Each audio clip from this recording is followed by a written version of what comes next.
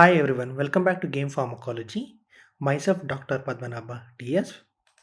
In this session, let us learn about a very important points from general pharmacology, autonomic nervous system, Autacoids, peripheral nervous system, CNS and the diuretics. So let me start with the general pharmacology. So what are the physiological antagonist you know? So what do you understand by physiological antagonist? So these are the antagonists, they act on the different receptor on the same system. So they act on the different receptor on the same system to produce the opposite response.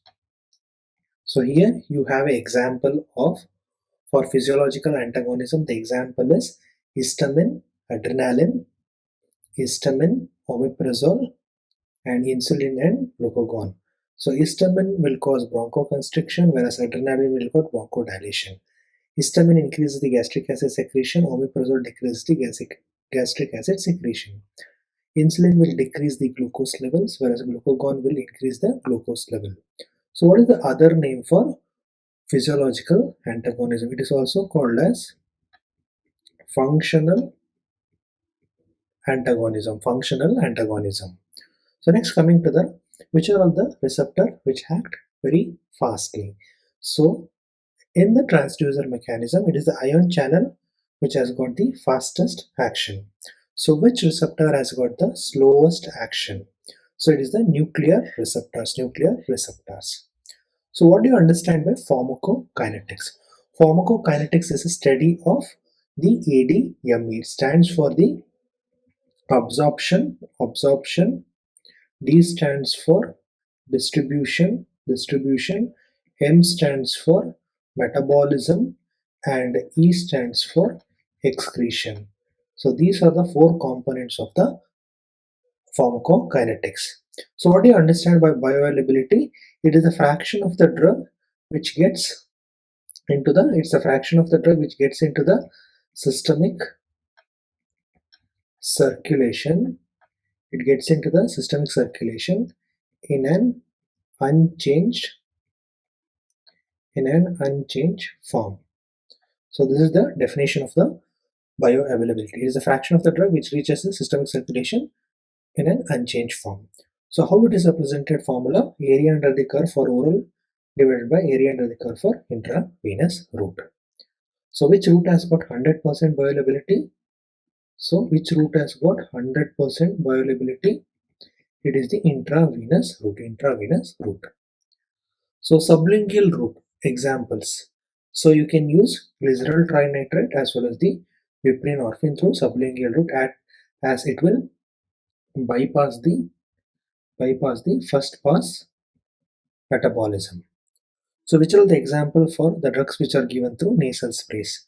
So you can use antidiuretic hormone like desmopressin, GnRH analogs, and the calcitonin. So what is the relationship between the propanacid and the penicillin? So propanacid is a uricosuric agent. It is a uricosuric agent. That means it increases the excretion of uric acid. But propanacid will compete with the penicillin and inhibit the penicillin secretion. Thereby, it increases the penicillin action or effectiveness.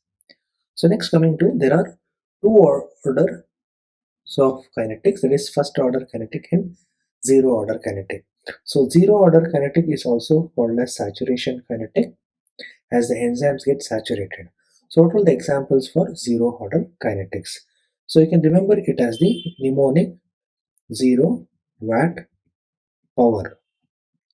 So W stands for warfarin, A stands for aspirin, A stands for alcohol, T stands for theophylline, one more T stands for tolbutamide, and P stands for phenytoin. So next, coming to the cevimelan. So cevimelan is a M3 receptor agonist. Basically, they are used in the treatment of Sjogren's syndrome, where it is associated with the dryness of the high, as well it will increase the secretion, increases the secretion. So what is derifenacin? So derifenacin is a M3 receptor antagonist. Basically, they are used for treatment of urinary incontinence. Urinary incontinence. So where do we use timolol and the cartiolol? So these are the beta blockers which are helpful in the treatment of the glaucoma, helpful in the treatment of glaucoma. So next we have a acetazolamide and dorzolamide, which are the carbonic anhydrase inhibitor. This is also used in the treatment of glaucoma. They are basically used in the form of topical route in the form of eye drops. So next we have a clonidine and apraclonidine. These are alpha 2 agonist. Again, these are used in the glaucoma. And pilocarpine is a M3 agonist. Again, it can be used in the glaucoma. So what we learned for glaucoma, you can use the beta blockers, you can use carbonic anhydrase inhibitors, you can use alpha 2 agonist, you can use M3 agonist, and also you can use the PGF2 alpha analog. These are the prostaglandin analogs, and the most common is the latanoprost. So these are the first line drugs. Prostaglandin analogs are the first line drugs used in the treatment of glaucoma, and latanoprost is associated with the side effects such as iris pigmentation. They are associated with macular edema, etc. So next, what are the anticholinergic agent which can be used for treatment of the COPD and the asthma? So we have a ipratropium bromide, tiotropium bromide. These are the M3 receptor antagonists. These are used in the form of inhalational route in the treatment of COPD and asthma. Next, let us see the uses of muscarinic antagonist. So CVS, it can be used to treat the sinus bradycardia. The drug used is the atropine. So in the eye, since it causes mydriasis, passive mydriasis, it dilates the pupil for fundoscopic examination. So in adults, we use a shorter acting agents like tropicamide and the cyclopentolate. Whereas in case of the children's, we use the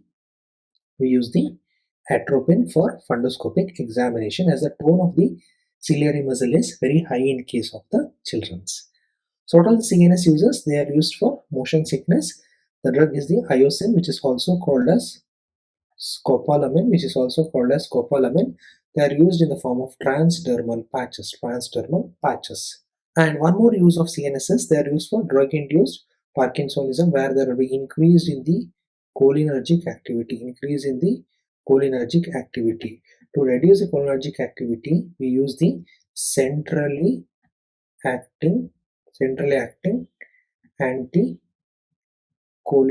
agents such as benzhexol, piperidine, and benztropine. And also you can use the antihistaminics, that too first generation antihistaminics. The example are promethazine, which has got high central anticholinergic activity. So RSUs, coming to the RSU, respiratory system. So muscarinic antagonist or derivative can be used in the treatment of COPD and asthma. Examples are ipratropium bromide and tiotropium bromide.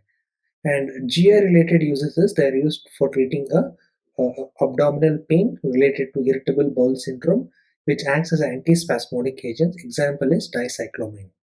Next, you have a urinary tract uses, that is in case of the overactive bladder, we can use a soft bladder. The mnemonic is soft bladder. S stands for solifenacin, O stands for oxybutynin, and F stands for fluoxetine and festorodin, and the T stands for tolterodin, and D stands for derifenacin. These are the vesico-selective anticholinergic agents. So next we have a pre-anesthetic medication. We use atropine derivative like glycopyrrolate and iocin to decrease the secretions just before anesthesia. So what are the drugs which are used for smoking cessations? For smoking cessation, we use three groups of drugs. One is the varenicline, next is the bupropion and nicotine. Bupropion is a antidepressants, which is a antidepressant, and vernaculine is the most effective drug to relieve the smoking cessation. So next we have a drug from the skeletal muscle relaxant, that is the atracurium and cisatracurium, undergo spontaneous or non-enzymatic degradation. Non-enzymatic degradation. It is also called as Hoffman elimination. Hoffman elimination is associated with atracurium and the cisatracurium. So which is the non-depolarizing skeletal muscle relaxant, which is used to reverse the action. So actions of non-depolarizing skeletal muscle relaxants such as the D-tubocurarine, etc., can be reversed by neostigmine, which is an anticholinesterase. Then we have a mevacurium. So mevacurium is a shortest acting non-depolarizing neuromuscular blockers. Next we have a sugammadex. What is sugammadex? Sugammadex is a drug which is used to reverse the neuromuscular blockade produced by especially the rocuronium and the vecuronium. So which is the skeletal muscle relaxant which can cause the malignant hyperthermia. So malignant hyperthermia is caused by succinylcholine. So what is the drug of choice for malignant hyperthermia? It is dantrolene sodium, which is a ryanodine receptor antagonist. Next we have a succinylcholine apnea. So succinylcholine apnea occurs in a atypical pseudocholine esterase, or if there is a deficiency of the pseudocholinesterase. Thereby what happens to succinylcholine metabolism? Succinylcholine metabolism will reduce and succinylcholine will act for long period, and which causes the paralysis. So this is called as succinylcholia, where it leads to difficulty in the breathing. It is mainly due to the presence of the atypical pseudocholinesterase or absence or deficiency of the pseudocholinesterase. So otherwise the succinylcholine will be degraded very quickly in a seconds of time, and in case of atypical individuals, so this can lead to succinylcholine apnea. So what is hemicolonium? Hemicolonium blocks the choline intake into the presynaptic nerve terminals, where it is required for the synthesis of the acetylcholine. So vesicol is another antagonist which blocks the acetylcholine transport into the synaptic vesicle in the presynaptic junction, in the presynaptic nerve terminals. Then we have a botulinum toxin and beta bungarotoxin, which will decrease the release of the acetylcholine into the synaptic cleft. We have the uses of botulinum toxin. So what are the uses of botulinum toxin? So it is used as a local injection, where it can be used for blepharospasm, or mainly it is used for cosmetic purpose.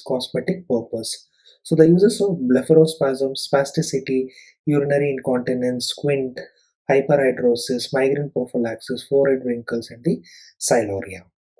So next, coming to the hydrophonium test. What is hydrophonium test? Hydrophonium test is done to differentiate the cholinergic crisis and the myasthenic crisis. So if you give a hydrophonium test, which is a short acting anticholine esterase. So what happens when you give, if the muscle weakness improves, that is myasthenia gravis. If the muscle improvement is not seen, that means if there is a worsening of the muscle weakness, then it is due to cholinergic crisis, due to the excess of acetylcholine activity. So next is myasthenia gravis. So myasthenia gravis, as you know, it is an autoimmune disorder where there is an antibody against the NM junction. So the treatment is to increase the acetylcholine levels. To increase the acetylcholine levels, you use anticholine esterases, that is neostigmine and the pyridostigmine. And neostigmine is preferred. So what is the reason for preferring what is the reason for preferring the pyridostigmine? Pyridostigmine is preferred because of their long acting nature, and it requires less frequent administration. So what are the drugs which are used for Alzheimer's disease? So we can use DRG, that is donepezil, galantamine and rivastigmine, and also you can use memantine, which is a NMDA receptor antagonist. Next we have a reversing non-depolarizing. Whenever you want to reverse the non-depolarizing neuromuscular skeletal muscle relaxant, so along with the neostigmine, you also give the atropine. The reason means when neostigmine is given, it will increase the activity on the muscarinic receptor as well, apart from action on NM receptors. To counteract the muscarinic action, you use atropine, which is an anti-muscarinic agent. Thereby, it prevents the adverse consequences due to muscarinic action. So next, coming to the agonist and antagonist related to the autonomic nervous system. So the alpha 1, the agonist is phenylephrine, and alpha 1 blocker, it is the prazosin. So alpha 2, which is located in the presynaptic neurons, the clonidine, which is alpha 2 agonist, and yohimbine is a alpha 2 blocker. Beta 1, we have a dobutamine agonist, and atenolol is a cardioselective beta blocker. This is the cardioselective beta blocker. Then we have beta 2 agonist, that is salbutamol, which is used in the treatment of the asthma, and butoxamine is a B2 receptor antagonist. Please always remember atenolol, whether it is atenolol or propranolol, they are contraindicated in the treatment of bronchial asthma. But atenolol being the selective beta 1 blocker, it can be preferred in case of bronchial asthma, but there should be caution. Is that clear? Okay, fine. So we have a beta 3 agonist, that is mirabegron, which is used to treat the overactive bladder. So what are the uses of adrenaline? Adrenaline is a sympathomimetic agent. They are used for the treatment of anaphylactic shock, cardiac arrest. They are added along with local anesthetic to increase the action of local anesthesia, to decrease the dose required for local anesthesia, and to decrease the systemic side effects related to local anesthesia. So to treat anaphylaxis or anaphylactic shock, so adrenaline is a drug of choice, is the adrenaline. And what is the dose which is used? The route is intramuscular. You use 0.3 to 0.5 ml in a dilution of 1 is to 100. If you want to use 1 is to 10,000, that means you are injecting through intravenous route or endotracheal route or intraosseous route. Or if you want to give it through local anesthesia, that is local anesthesia, it has to be dilated for 1 is to 50,000 to 1 is to 2 lakh, 1 is to 2 lakh. So remember, drug of choice for anaphylactic shock is adrenaline, and it is administered through intramuscular route. The dose is 0.3 to 0.5 ml and the dilution is 1 is to 1000. So asthma, we use a beta 2 agonist like salbutamol, terbutaline, and they are also used for the premature labor, to prevent the premature labor. So these are also called as, the another name is tocolytics. So we have a nasal decongestant. Again, these are the sympathomimetic drugs. We have phenylephrine, methoxamine, xylometazoline, and the ephedrine. So one of the adverse consequences of using nasal decongestant for prolonged time is the atrophy of the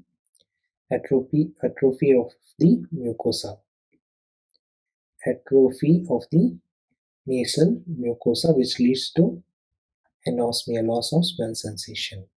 So next we have which is the longer acting beta 2 agonists which are preferred in the bronchial asthma. So we have a salmeterol is a longer acting agent when compared to the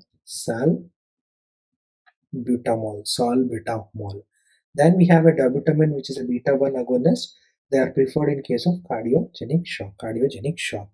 And also you can use dopamine in case of the cardiogenic shock based on the dose-dependent action. So what are the adverse effects of the salbutamol? So salbutamol can cause three T's, that is, it can cause adverse effects such as the tachycardia, T stands for tremor, and the changes in the T wave. So these are the side effects of the beta 2 agonist.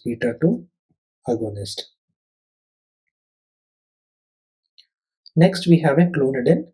Clonidine is an alpha-2 agonist, and they are used for treatment of hypertension, migraine prophylaxis, and treatment of the hot flashes.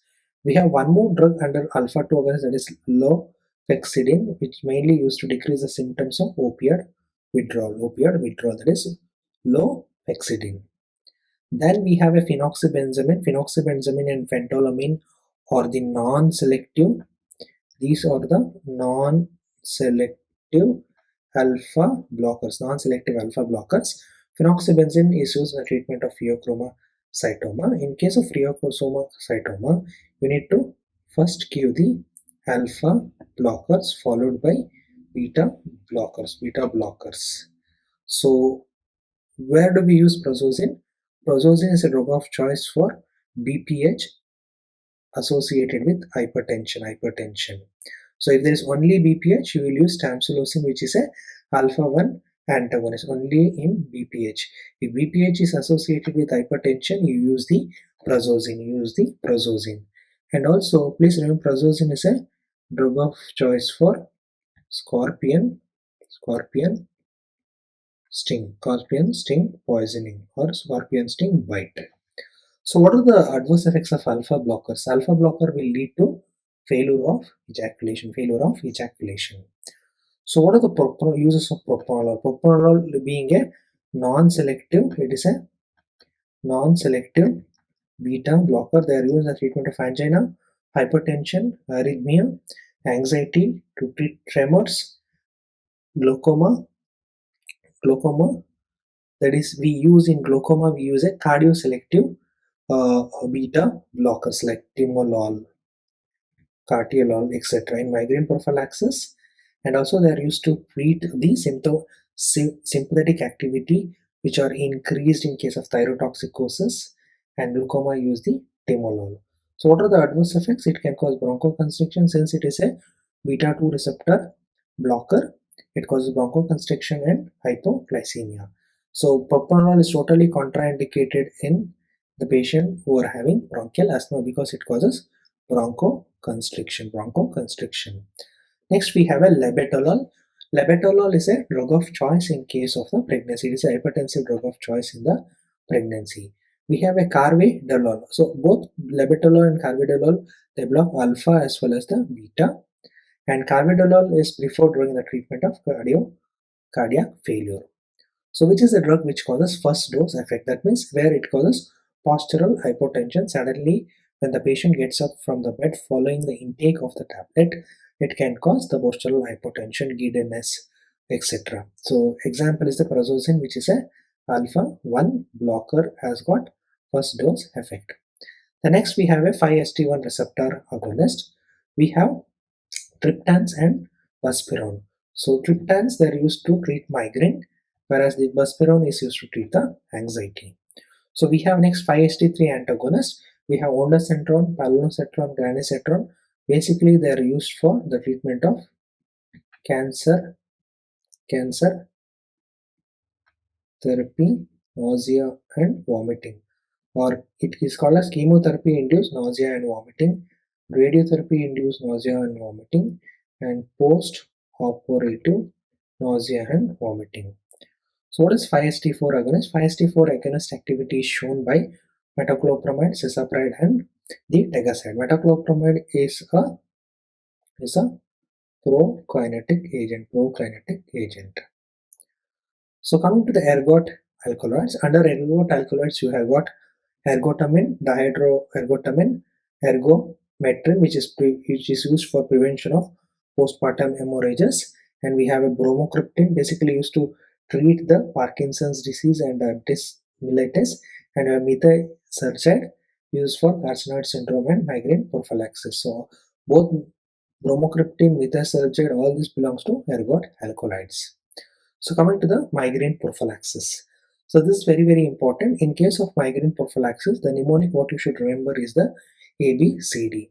So A stands for anticonvulsants, B stands for beta blockers, C stands for calcium channel blockers, and D stands for antidepressants. So anticonvulsant you have got valproic acid, gabapentin, topiramate. Beta blocker you have got propranolol is the most commonly used drug for migraine prophylaxis, and we have verapamil under calcium channel blocker. We have amitriptyline under tricyclic antidepressants. So what is the action of sumatriptan? So sumatriptan is the drug which is used in the treatment of acute attack of migraine, and they act by the selective 5-HT1D1B agonist, and it causes vasoconstriction. So that's why, since it causes vasoconstriction, they're contraindicated in patients who are having hypertension or CHD. So one of the newer prophylactic agent for the treatment of newer prophylactic agent for migraine prophylaxis is the calcitonin gene related peptide receptor antagonist. Here you have GPANTs, that is obrogepant and the rimagepant. So basically they are used for oral acute attack. Then next we have a anti-CGRP receptor monoclonal antibody. Again, these are used for prophylaxis. So please remember, this CGRP receptor agonist, that is GPANT, is used for acute attack through oral route, that is the ubrogepant and rimagepant, whereas the anti-CGRP receptor monoclonal antibody is used for prophylaxis of migraine. So here they end with MAP, that is a monoclonal antibody. We have erinumab, galcanezumab, fremanezumab, and eptinezumab. So all these are used for prophylaxis. So first three drugs are used subcutaneously, and eptinezumab is used by slow IV infusion. We have one more group of drug which is used for prophylaxis, that is called as 5-HT1F agonists. They are called as DTANs. The example is lasmiditan. Basically, these are the blockers of CGRP release. It inhibits the release of CGRP, and the advantage is when compared to other drugs under migraine, it does not produce vasoconstriction, and it is used for oral acute attacks. So DTANs and GPANs are used for acute attack, whereas the monoclonal antibody is used for the prophylaxis. Is that clear? So what are the drugs which are used for treatment of the migraine? So migraine we use drugs like a simple analgesics, NSAIDs, stronger NSAIDs, ergot, triptans, and the antiemetic agent to treat nausea and vomiting. So what are the advantages of the second generation antihistaminics? So second generation antihistaminics had advantage of, since it do not crosses the blood-brain barrier and it does not enters the CNS, so it has got no CNS depression action, no sedation, no anticholinergic effect, and inhibits the late phase allergic reaction, and it is highly selective for H1 selectivity. So all this will be the opposite in case of first generation. First generation crosses the CNS, it leads to sedation, it has got the anticholinergic activity, etc. So what is beta histamine? So beta histamine is a H1 selective histamine analog used in the treatment of Meniere's disease. We have a classification to remember from the H1 antihistaminic, that is the first generation, which are highly sedative since it crosses the blood-brain barrier. So we have a first generation, that is diphenhydramine, dimenhydrinate, promethazine, and these are having a strongly anticholinergic action. They can also be used in the treatment of motion sickness. So motion sickness, the drug of choice will be the hyoscine. And second generation are less sedative because it does not cross the blood-brain barrier. The example are cetirizine, leocetirizine, and fexofenadine. So next, coming to the prostaglandin analogs. So that is the Autacoids. Prostaglandin E2, we have a dinoproston and gemetoprost. That is the prostaglandin E2. They are available in the form of vaginal gels, oral tablets, IV preparation, extra-amniotic solution, and gemiprost is available in the form of vaginal pessary. Basically, the uses of it are they're used for labor induction, cervical ripening, and the abortion. So we have one more prostaglandin, F2 alpha analog, that is dinoprost, again used for induction and abortion. We have a very important drug, that is 15-methyl prostaglandin F2 alpha, that is a carbaprost used for postpartum hemorrhage control and abortions. So termination of pregnancy can be made with the help of antiprogesterone, that is the mifepristone, 3 tablets followed by 2 tablets, and misoprostol, 2 tablets. It should be administered up to 49 days. So up to 49 days for the termination of pregnancy, you can consider mifepristone and the misoprostol. We have a topical prostaglandin F2 alpha analogs which are useful in the treatment of glaucoma, that is the latanoprost, travoprost and the bromoprost. So these are the first line drugs. And we have a prostaglandin even analog, that is the alprostadil, which are basically used for maintenance of the ductus arteriosus and for impotency treatment. For closure, which are all the drugs which are used? For closure, you use indomethacin, ibuprofen, aspirin, etc. We have a epoprostenol, that is prostaglandin I2 analog, which is used to prevent the platelet aggregation, helpful in pulmonary hypertension and peripheral vascular diseases. So NSAIDs, what are the mechanism of actions? So non-steroidal anti-inflammatory drugs inhibits the cyclooxygenase activity, thereby it decreases the prostaglandin synthesis, which are the inflammatory mediators. So what are the actions of aspirin? Aspirin irreversibly inhibit the COX enzyme activity, both COX-1 and the COX-2. So what are the selective COX-2 inhibitors? We have celecoxib, etocoxib, and paracoxib. So here the advantage is less GIT side effects, but the disadvantage is it is pro-aggregatory. That means it increases the activity of thromboxane A2 and decreases the prostacyclin production. So this is very cardiotoxic in nature. We have NSAIDs. Since it inhibits the thromboxane A2, it prevents the platelet aggregation, and also since it inhibits the prostaglandin I2, it increases the risk of platelet aggregation. This is the reason for selective COX-2 inhibitor drugs. So these are the property exhibited by the selective COX-2 inhibitors. So they increases the basically selective COX-2 inhibitor increases the thromboxane activity and decreases the prostacyclin activity. So whereas when you give NSAIDs, it will inhibit both thromboxane A2 activity as well as PGI2 activity. Thereby what happens? It prevents the platelet aggregation. One such example is the aspirin. Thereby it has got anti-platelet action. So next, coming to the aspirin dose dependent actions. So aspirin being a NSAIDs, it irreversibly blocks the COX enzyme. So antiplatelet action is produced at 75 to 325 milligram. Analgesic and antipyretic activity is seen between 300 to 600 milligram, and anti-inflammatory activity is seen at 3 to 6 gram per day. So where do you see the race syndrome?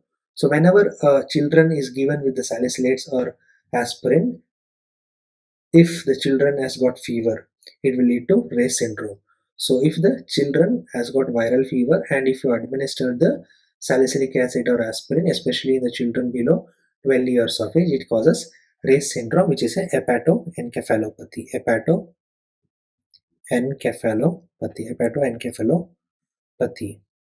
So next we have a condition where you can use alkalization of the urine to remove the toxicity. In case of aspirin overdose, as you know, aspirin is a weak acidic drug. For the acidic drug to get excreted from the urine, you need to alkalize the urine with the help of sodium bicarbonate. So next we have how the interaction will occur and decrease the response of the other drug. So aspirin being a NSAIDs, it will blunt the diuretic action such as furosemide and thiazide. So this will decrease the efficacy in case of hypertension patient. So aspirin at low dose, please remember, very important, aspirin at low dose will act as a antiplatelet action by inhibiting the thromboxane A2 activity in the platelets. So ibuprofen and indomethacin are the stronger anti-inflammatory agent, and also these are the agents which are used for medical closure of the patent ductus arteriosus.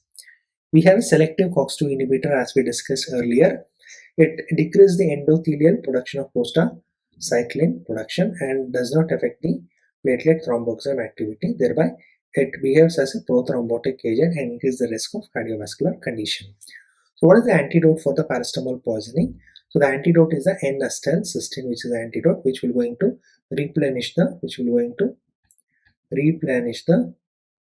glutathione stores, which is a toxic metabolite responsible for paracetamol poisoning. So we have a N-acetyl para benzoquinonamide, that is NABQI. So what will happen to the chronic alcoholic? So chronic alcoholism will going to stimulate the or induce the microsomal CYP2 enzyme, that is CYP2E1, and it increases the concentration of the N-acetylcysteine para benzoquinone paracetamol doses increased in alcoholic patient. So what is the drug of choice for rheumatoid arthritis? The drug of choice for rheumatoid arthritis is the methotrexate. Methotrexate acts by inhibiting the dihydrofolate reductase enzyme. So under DMRDs, you have classified the drug into non-biologicals and biologicals. Methotrexate is a drug of choice. The next we have azathioprine, cyclosporin, sulfasalazine, chloroquine, leflunomide, and these are all the immunosuppressants. Leflunomide acts by inhibiting the dihydroorotate dehydrogenase enzyme. So what is anakinra? Anakinra is a drug which is used to treat the rheumatoid arthritis.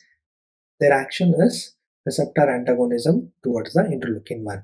So anakinra is an interleukin 1 receptor antagonist. Interleukin will act as an inflammatory mediators. So what is the dose of the methotrexate in rheumatoid arthritis? The dose of the methotrexate in rheumatoid arthritis is 7.5 to 50 milligram weekly. Please remember. And methotrexate inhibits the enzyme called as dihydrofolate reductase enzyme activity. And side effects of methotrexate is it can depress the bone marrow. It can lead to folic acid deficiency. So that's why you need to supplement with the folinic acid. We have a chloroquine. Chloroquine also used in the rheumatoid arthritis treatment, but long-term use has led to the deposition. Long-term and high dose has led to the deposition of fluoroquine in retina, leading to retinal damage and corneal opacity. Then next we have a leflunomide, and another faster acting. This is the fastest acting disease modifying anti-rheumatoid drug. They act by inhibiting the dihydroorotate dehydrogenase enzyme. So what are the drugs which are used for the treatment of the acute gout? So please remember, in the treatment of the acute gout, we use three drugs, that is the non-steroidal anti-inflammatory agent, colchicine, and the glucocorticoids. And colchicine is the fastest acting drug here, Whereas to treat the chronic gout, we use two types of drugs, that is two groups of drugs, that is the uricosuric agent, which increases the excretion of uric acid and which can decrease the synthesis of the uric acid. So under uricosuric agent, we have propanacid, sulfenpyrazole, and under synthesis inhibitors, we have allopurinol, febuxostat. So please remember, allopurinol is a drug of choice for in case of chronic gout. And colchicine, as we discussed earlier, it is fastest acting agent. It inhibits the chemotaxis activity, thereby it inhibits the urate crystal formation as well as inhibit the lysosomal enzyme which is responsible for the joint destruction. So basically they are helpful in controlling the acute attack. So allopurinol is a drug of choice in chronic gout. Mechanism of action is it inhibits the xanthine oxidase, thereby it prevents the conversion of the hypoxanthine to xanthine and xanthine to uric acid. So the active metabolite is the alloxanthine. So even allopurinol, to produce its action to get converted into alloxanthine, it requires the xanthine oxidase. So febuxostat is allopurinol is a purine analog, whereas febuxostat is a non-purine xanthine oxidase inhibitor. Those individuals who are insensitive, who are sensitive to allopurinol and not tolerating allopurinol, you can shift it to febuxostat. Then we have drugs which can increase the excretion of the uric acid from the body. Those are the recombinant uricase. We have two drugs very important, rasburicase and the pegloticase. They convert the uric acid, they oxidize the uric acid into soluble allantoin, which gets excreted through the urine. So which is a depolarizing muscle neuromuscular blocker? That is succinylcholine, and succinylcholine is used for endotracheal intubation, and also it is responsible for malignant hyperthermia, and to treat malignant hyperthermia you use dantrolene sodium. So next, coming to the non-depolarizing neuromuscular blockers. Under shorter acting drugs, you have mevacurium. Intermediate, you got VCAR, that is vecuronium, cisatracurium, atracurium, rocuronium, and rapacurium. So longer acting drug, we have tubocurarin. To treat vecuronium and rocuronium toxicity, we have the drug called as Sugama-dex. So neostigmine is used to reverse the actions of non-depolarizing neuromuscular blocking action, whereas to reverse the rocuronium and vecuronium actions, we need to use the Sugama-dex. So what is the reason for succinylcholine apnea? So succinyl can cause succinylcholine apnea if the individual has a atypical pseudocholinesterase, thereby it decreases the succinylchol metabolism.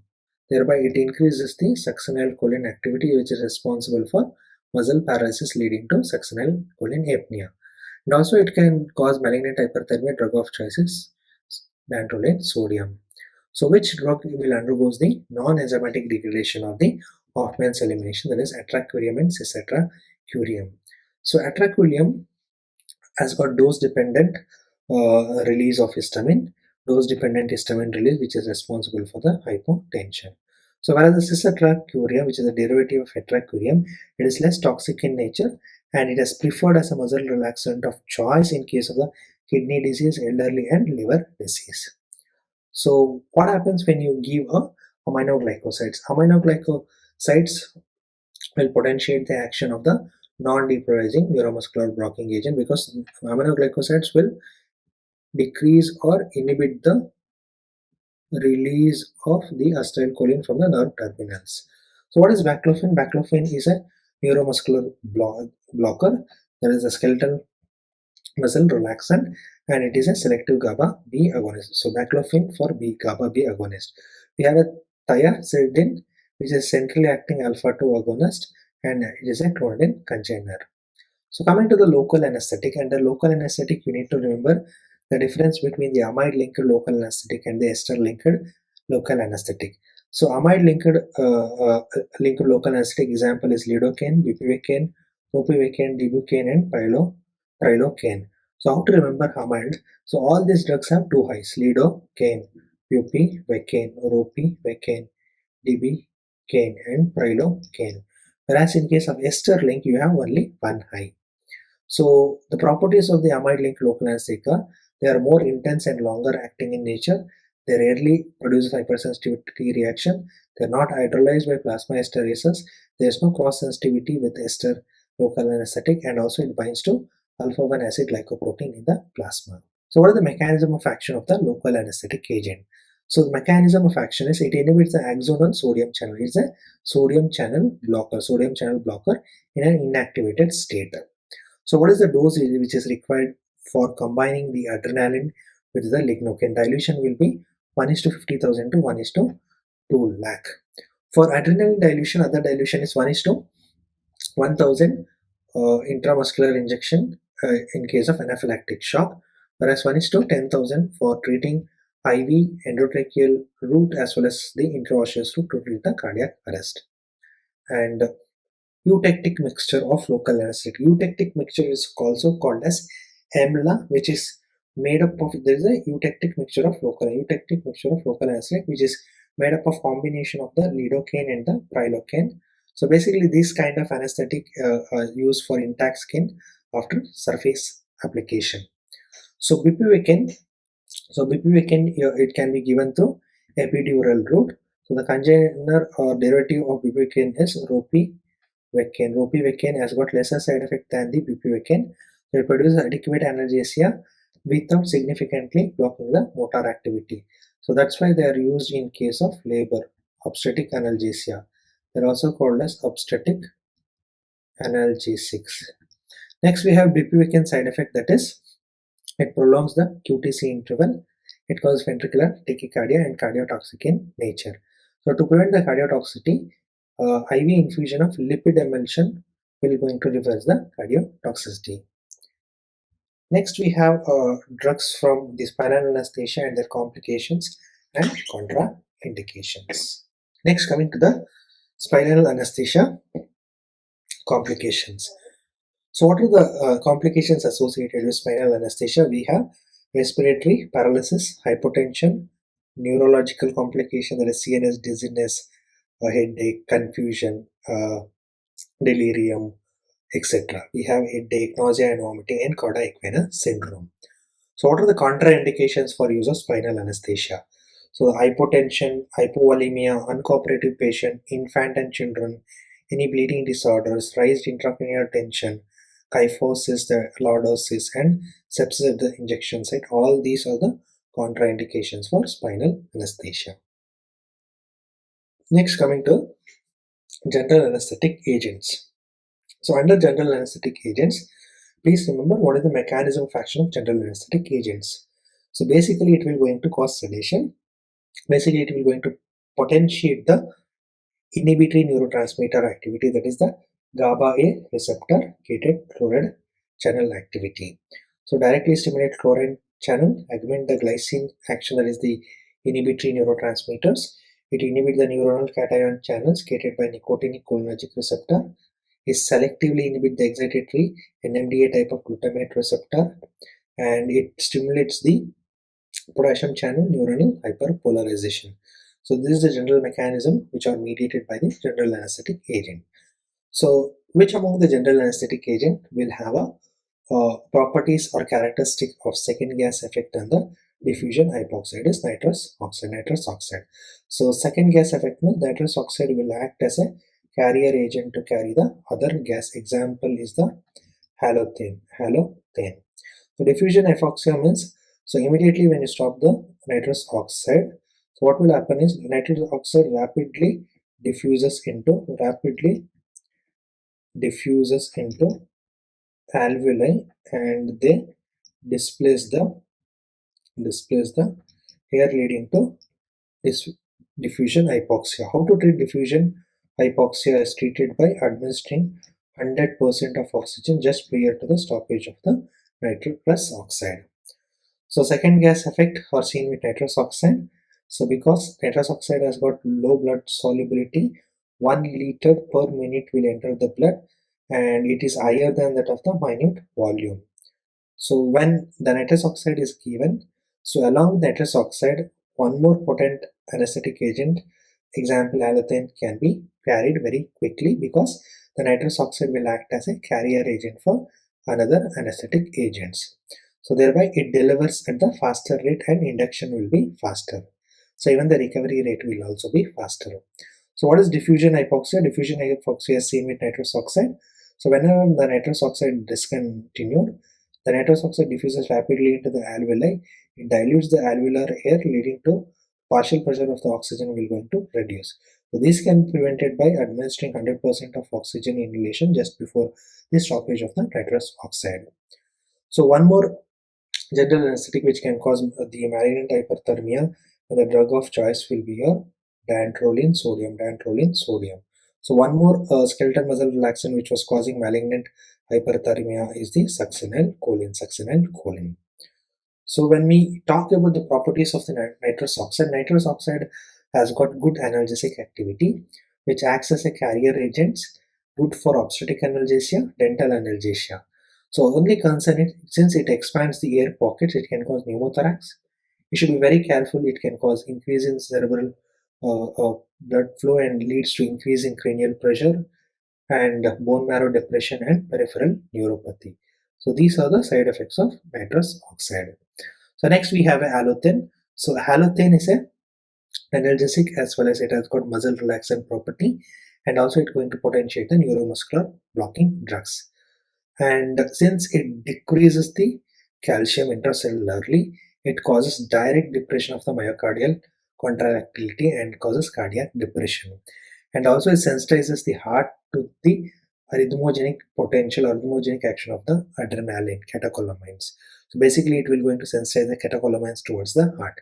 It depresses the respiratory system on the bronchial smooth muscle. It causes bronchodilation, therefore it preferred in the bronchial asthma individuals.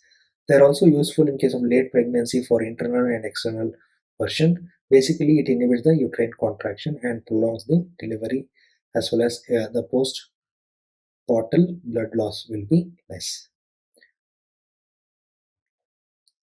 And side effects of the halothane, you can remember H for H.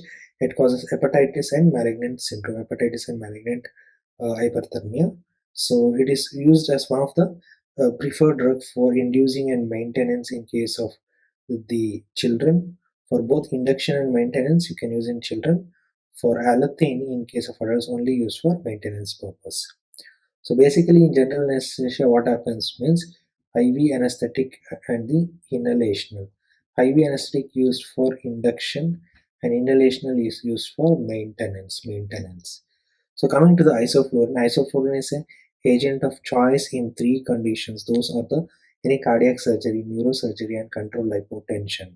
So it is used as a daycare surgery, safe in case of pheochromocytoma, and it causes coronary steal phenomena.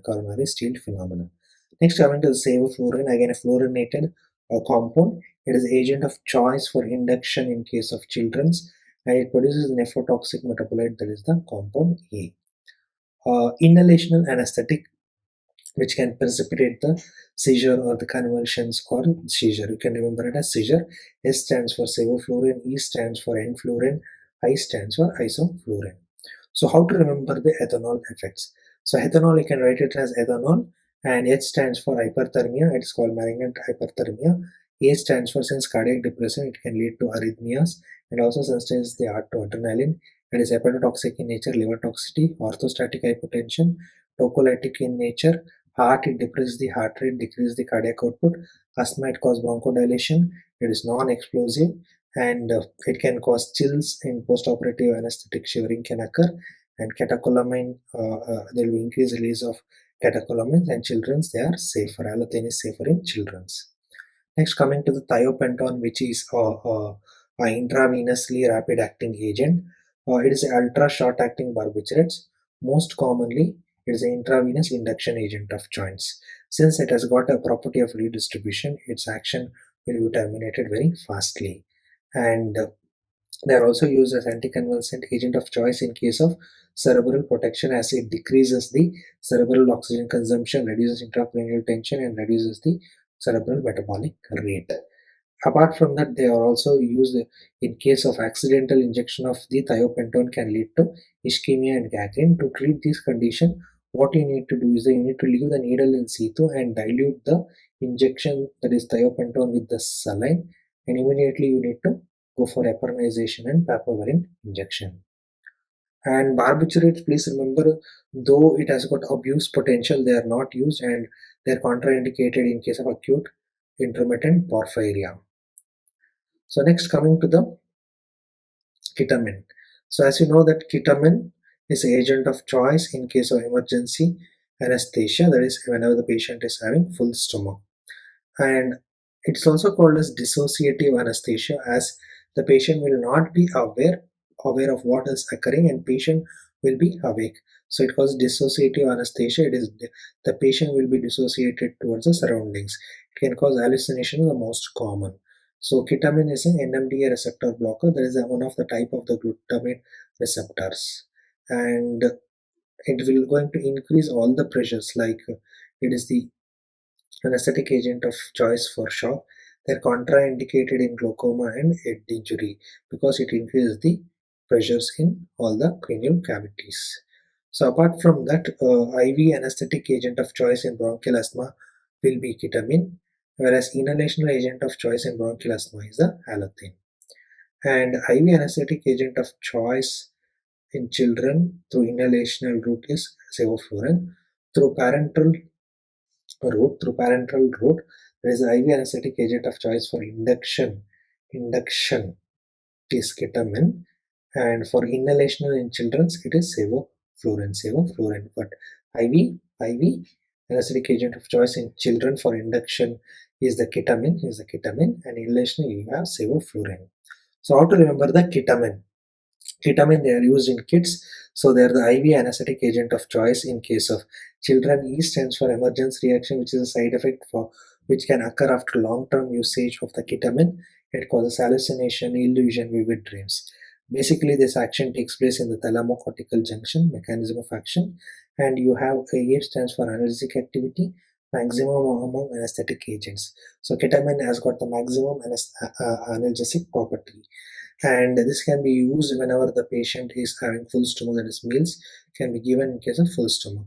And also it increases all the pressure except for the intracranial pressure, intraocular pressure, and the blood pressure, and they are the excellent choice of anesthetic agent in the bronchial asthma individuals.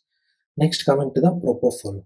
So as you can see that propofol is a IV anesthetic agent of choice for daycare surgery, IV anesthetic agent of choice for malignant hyperthermia.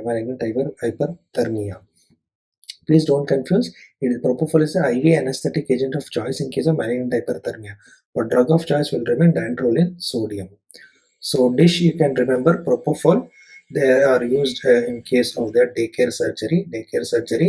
It is called as dish.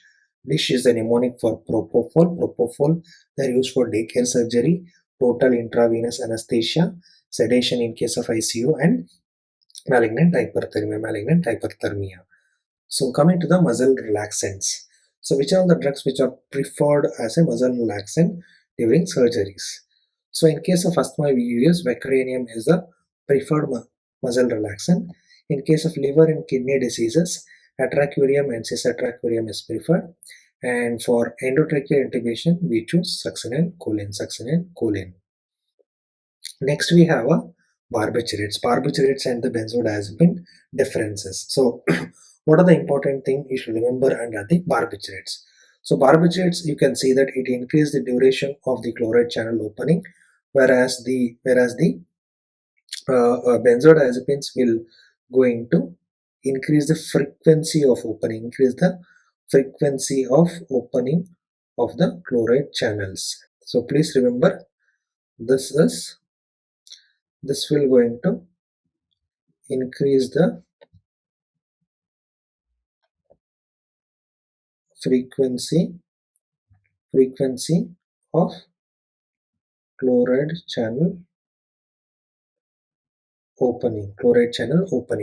So barbiturates, it increases the duration of chloride channel opening.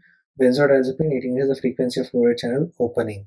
So barbiturate has got GABA mimetic as well as GABA facilitatory, more of GABA mimetic action. Whereas benzodiazepine is GABA facilitatory in action. As GABA mimetic means it acts directly on the GABA A receptors. GABA facilitatory means it will going to increase the activity of the GABA itself. And coming to the barbiturates, it has got an anti-epileptic property as well as anesthetic property. That is, for epilepsy, we use phenobarbital is one of the drug which is used for treating status epilepticus. And anesthetic agent, IV anesthetic agent, is thiopental. So barbiturates, when compared to the benzodiazepine, they have got narrow therapeutic index, and the steep of the DRC is very narrow or steep, and it's a powerful enzyme inducers which will lead to many of the drug interactions, and it is high abuse in liability and no specific antidotes are available. For barbiturate toxicity, what you need is which is a weak acid, you need to go for alkalinization of the urine. Alkalinization of the urine, it can be done by the sodium bicarbonate. Coming to the benzodiazepines. So benzodiazepines, as you can see here, it increases the frequency of chloride channel opening. It's mainly GABA facilitatory in action. Where do we use benzodiazepines? We use as a hypnotic and sedative agent, anticonvulsant, anti-anxiety, skeletal muscle relaxant. In case of febrile seizure, we use febrile seizure. We can use in case of the febrile seizure in case of the children's.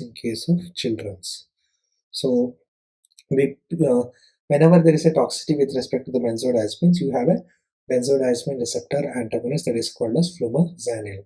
Whereas in case of the barbiturates, we don't have any antidotes. So only the benzodiazepine has got flumazenil as a benzodiazepine receptor antagonist, and bicucline is the non-competitive antagonist for benzodiazepine. So what are the advantage of the benzodiazepine over barbiturates? Very important. So benzodiazepines have got flat dose response curve. It is high in therapeutic index, less hangover. It has got less deep distortion in the DRC.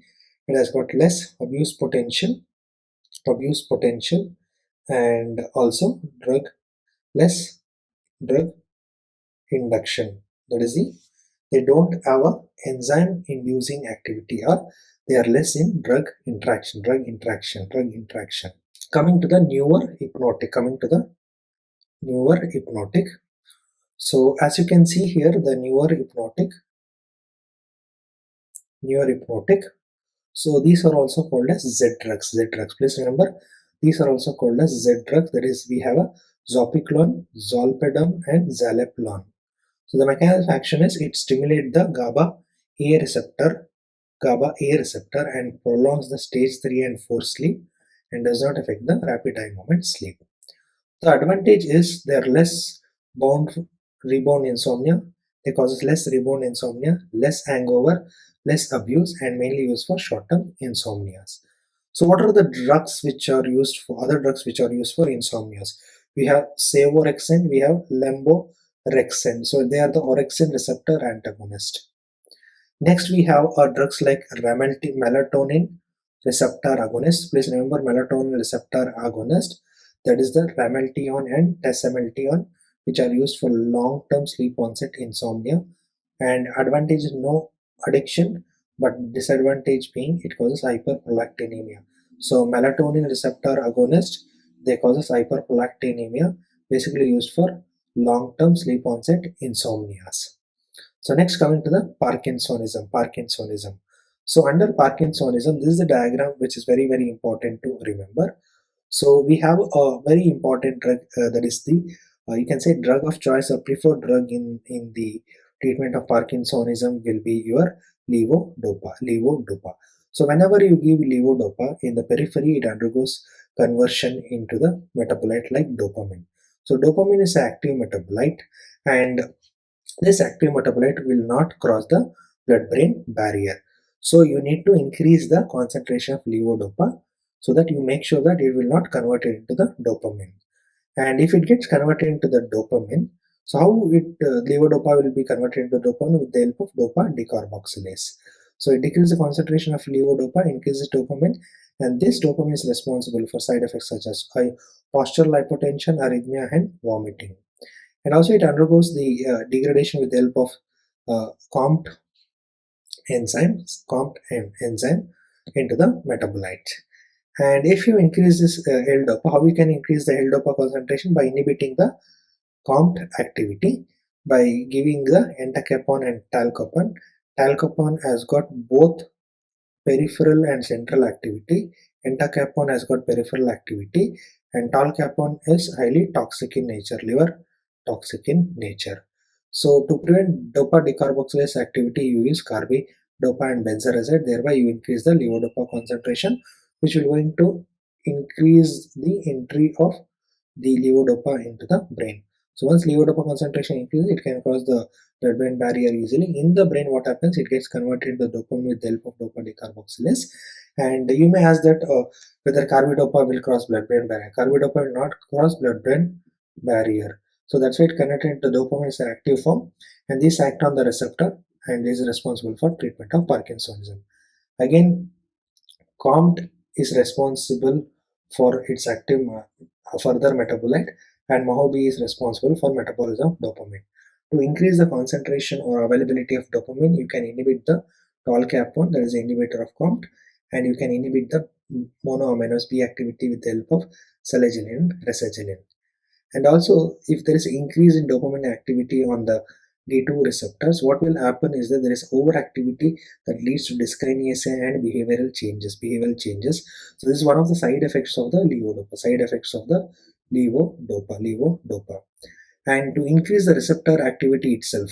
So these are the dopaminergic agonists. We have a pramipixole, ropinirole, bromocriptine, and the pergolide. So next, remember that always levodopa has to be combined with carbidopa to increase the efficacy of the levodopa in the treatment of Parkinsonism. So what are the adverse effects of the levodopa? So please remember this the schematic diagram. So levodopa, since it triggers the chemoreceptor triggers, it can cause nausea and vomiting, which can be decreased by carbidopa.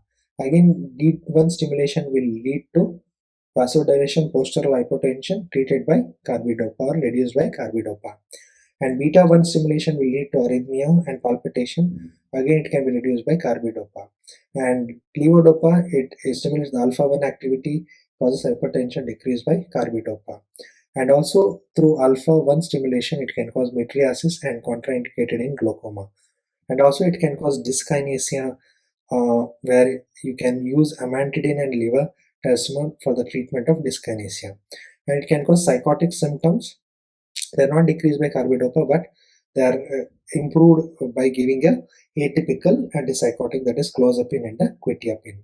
So basically all these side effects is mainly due to the peripheral conversion of levodopa to dopamine, and this is the culprit which is causing all the side effect. So next, coming to the other important concepts under the anti-Parkinsonium. So if there is an increase in the pyridoxine, which is a vitamin B12, which is a cofactor for the synthesis of a dopa decarboxylase activity. So what happens if they consume the pyridoxine? So some question will arise like this. So the patient was put on levodopa, and simultaneously because of the vitamin deficiency was put on a vitamin B complex, and later there was a reduction in the beneficial effect with respect to the levodopa. So what could be the reason?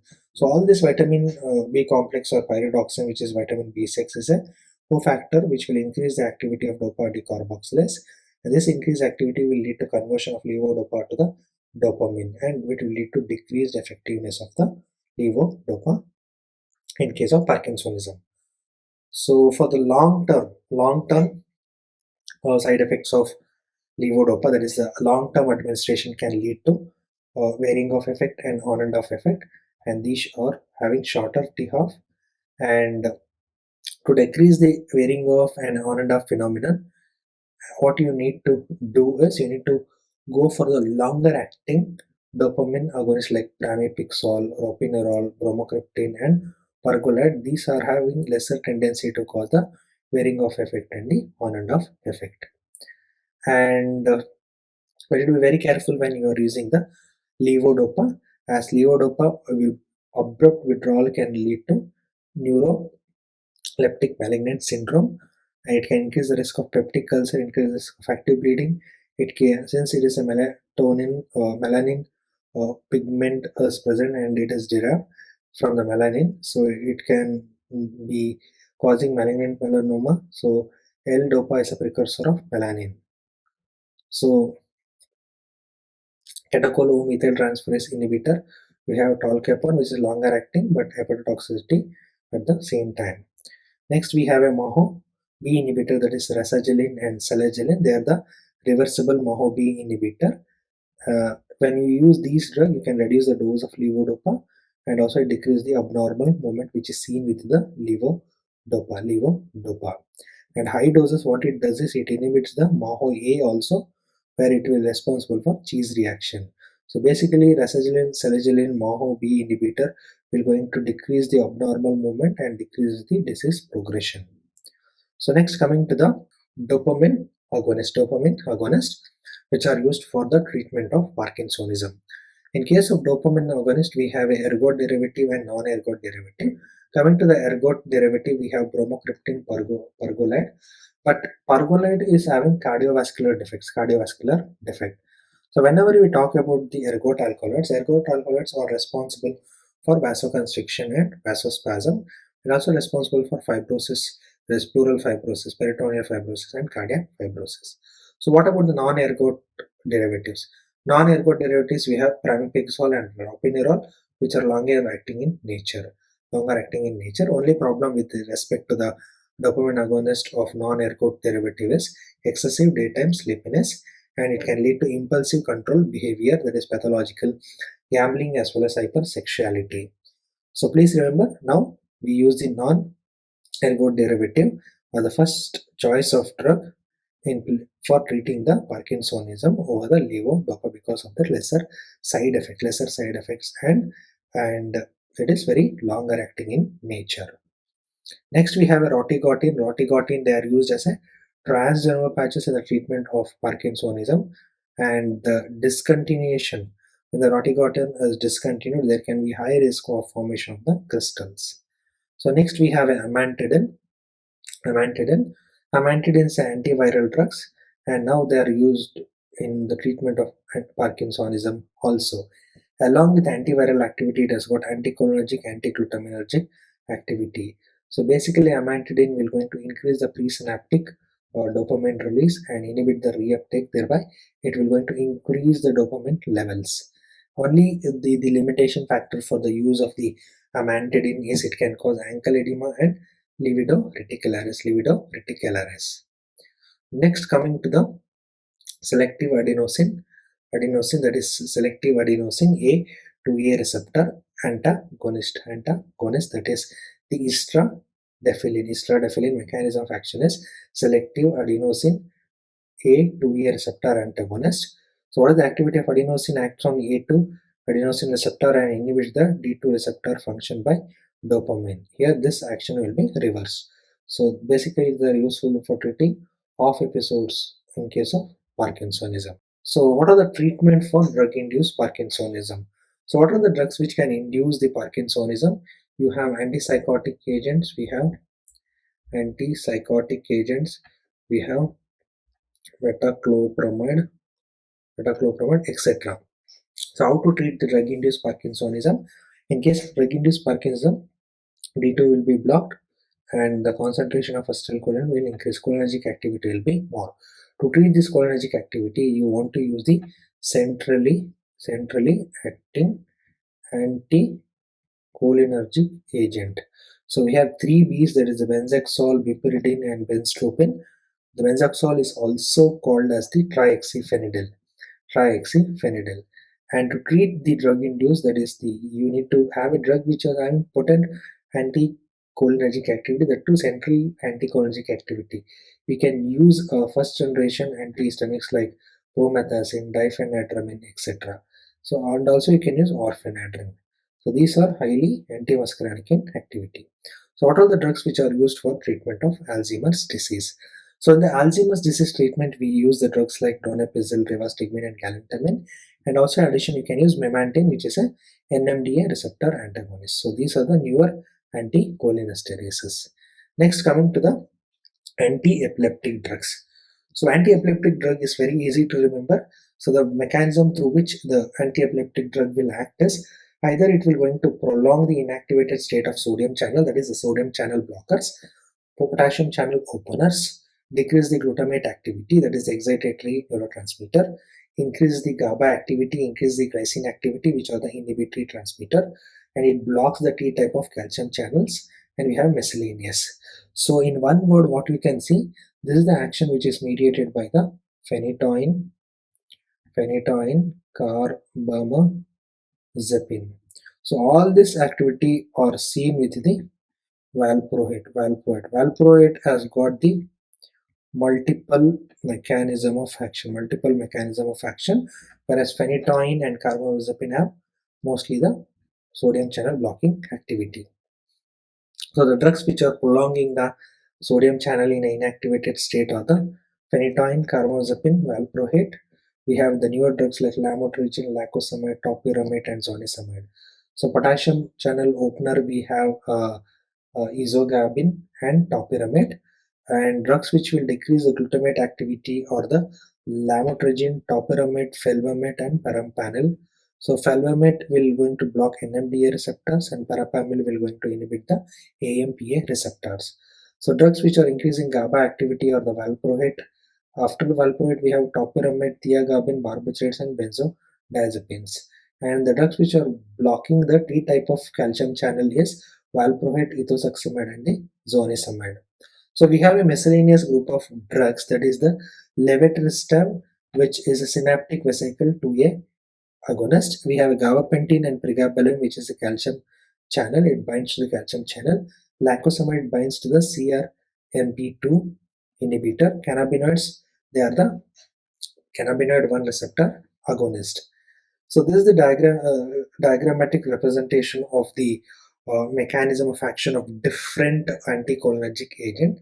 So as you can see here, this is the voltage gated channel which will be inhibited by phenytoin, carbamazepine, valproate, lamotrigine, lacosamide, topiramate and zonisamide. And on the other hand, potassium channel opener, we have azogabine, topiramate. We have the drugs which can bind to calcium, that is gabapentin, pregabalin. We have thiagabine, which inhibits the activity of the gate transporter, and we have levetiracetam, which acts on the synaptic vesicle 2A protein. And basically, when this is activated, there will be release of neurotransmitters, and neurotransmitters released here on the other side is the inhibitory, on the other side is the glutamate, that is the excitatory. This GABA will be inactivated with the help of GABA transaminase.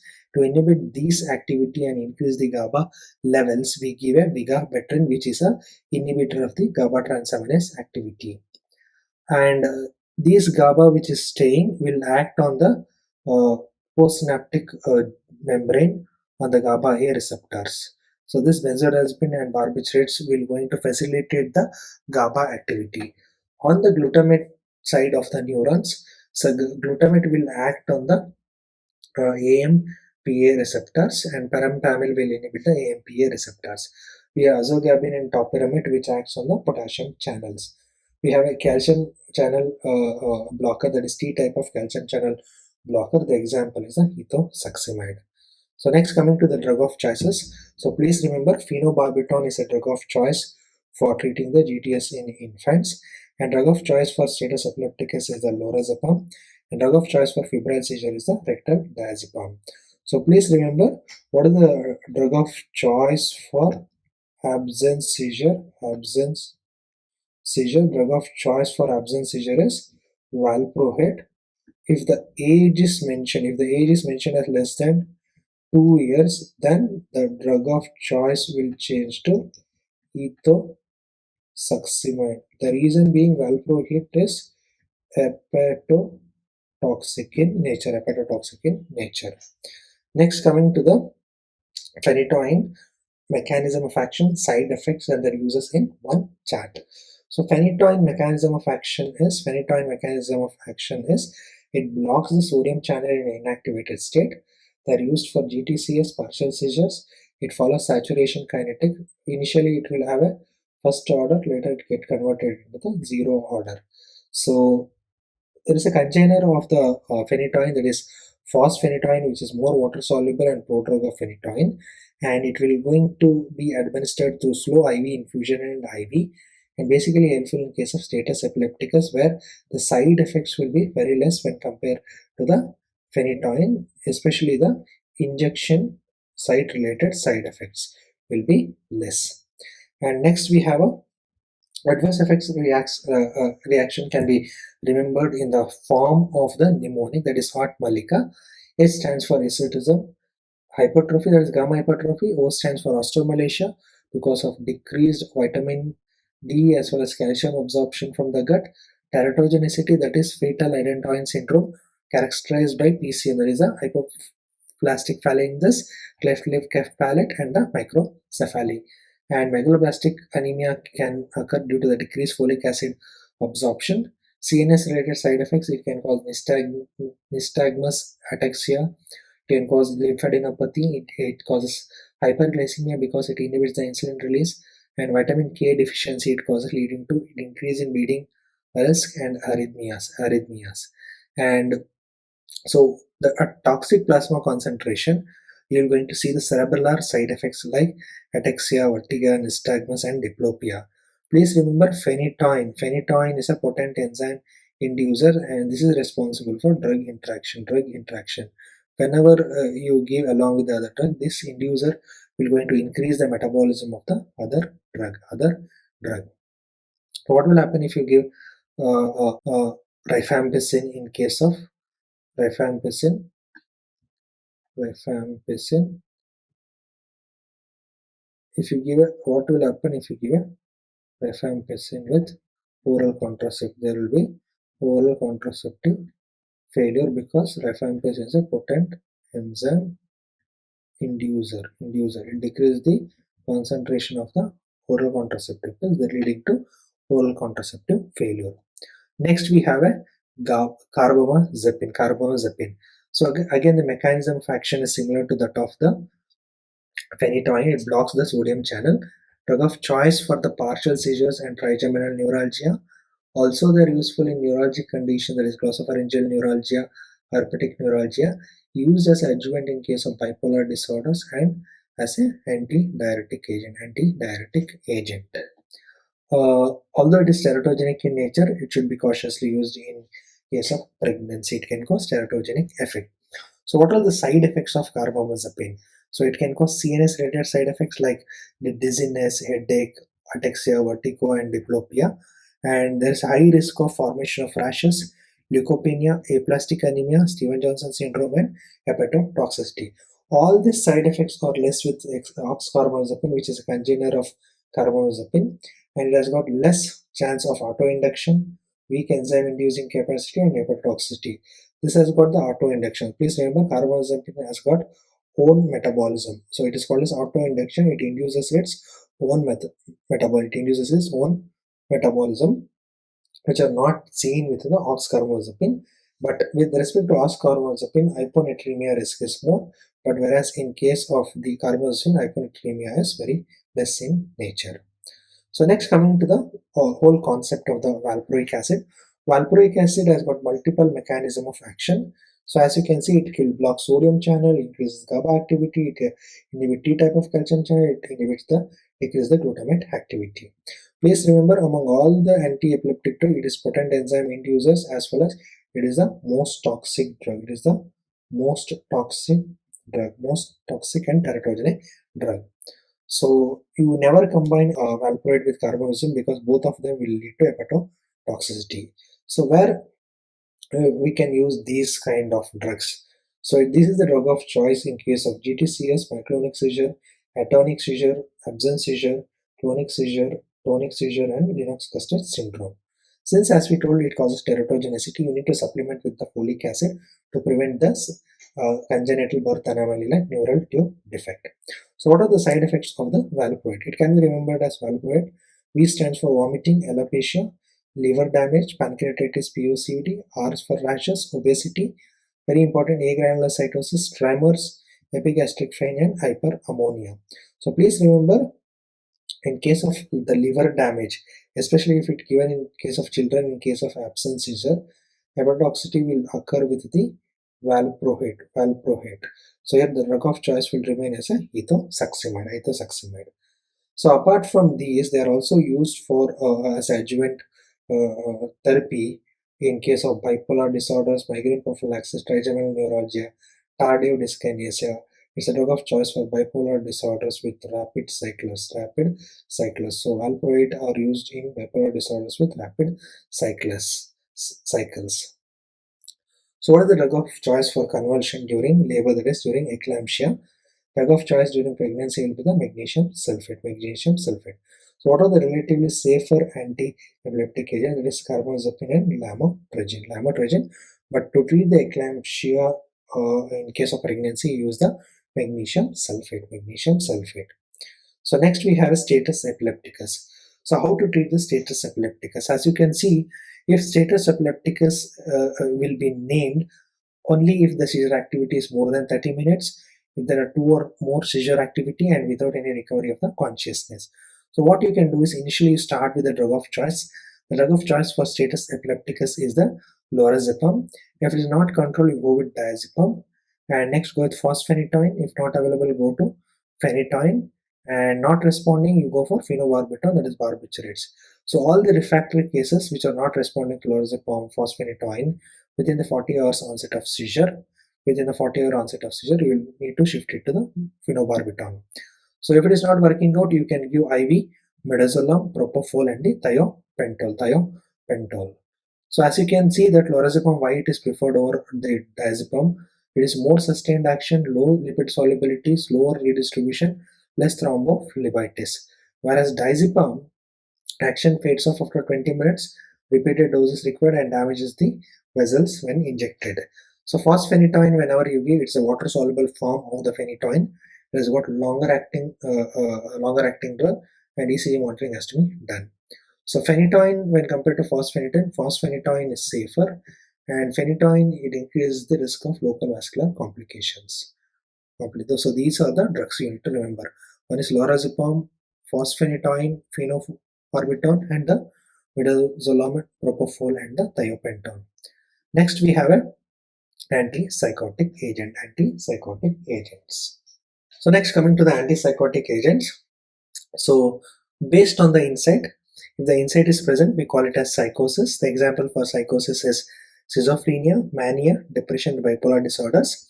And if the insight is present, we call it as neurosis. Under neurosis, you have got obsessive compulsive disorder, phobias, anxiety, eating disorders, bulimia, post-traumatic stress disorders. So what happens in case of schizophrenia? Schizophrenia, there is a increased dopaminergic overactivity in the limbic system. So there will be dopamine activity will be excess. So you need to block the dopamine.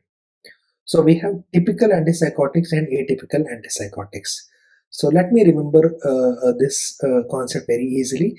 So typical antipsychotic will predominantly block D2 receptors. Apart from that, it also blocks 5-HT2A, alpha, muscarinic, and histamine, but predominantly it is alpha 2. Predominantly it is D2. Whereas atypical antipsychotic, it predominantly block the 5-HT2A receptors. It can also block the other receptors also, but predominantly 5-HT2A receptor, but weak D2 receptor activity. It is a weak D2 receptor blocking activity. And typical ones, since it blocks the D2 receptor, it is more prone for extrapyramidal side effects and the hyperprolactinemia, and it has got weak D2 blocking activity. EPS is less, and hyperprolactinemia risk is very less with atypical antipsychotic. That is, the galacturia, gynecomastia is less with the atypical antipsychotics. Whereas the weight gain metabolic syndrome are more commonly seen with the atypical antipsychotics. And please remember, positive symptoms are well treated by the typical ones, whereas negative symptoms will be treated by the atypical antipsychotic. But typical antipsychotic will effectively remove the positive symptoms, whereas the atypical antipsychotics will remove both positive and the negative symptoms. So basically, in case of positive symptoms, there will be activation of the D2 activity, increase in D2 activity in the mesolimbic system, whereas for negative symptoms to arise, there will be increase in 5-HT2A activity in the mesocortical system. So which is the drug which is preferred for resistant schizophrenia? So resistant schizophrenia, we use the clozapine, that is the atypical antipsychotics. So how to remember this typical and the atypical antipsychotics?